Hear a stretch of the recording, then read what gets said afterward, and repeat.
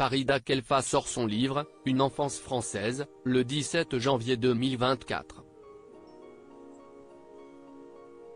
Elle y raconte une enfance tout bonnement infernale sur fond d'inceste et de viol par des hommes de sa famille. Elle a toujours été plutôt discrète à propos de son enfance.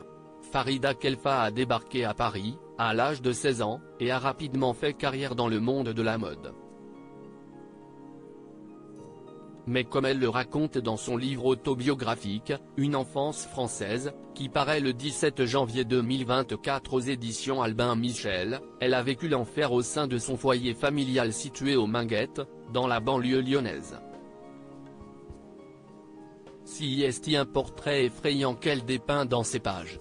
Farida Khelfa, qui a grandi avec 9 frères et sœurs, évoque une mère sous influence, trop malade pour protéger ses petits, qui a été internée dans un hôpital psychiatrique avec ses plus jeunes enfants.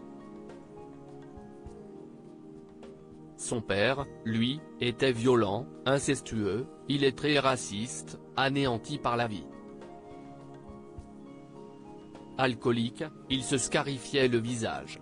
Il aurait aussi violé la sœur aînée de Farida Khelfa.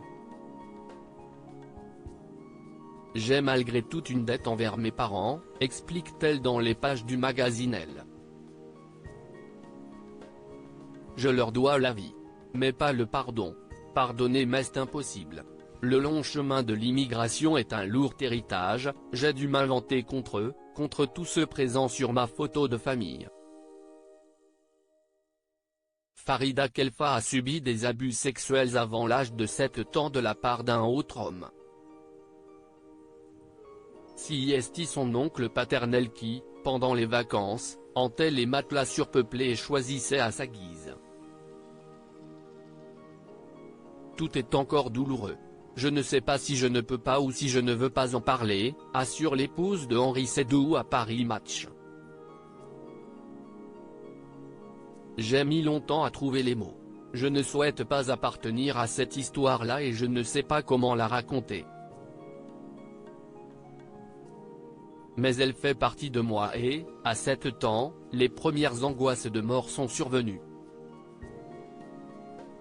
Elle a tenté de mettre fin à ses jours de ses 12 à ses 14 ans.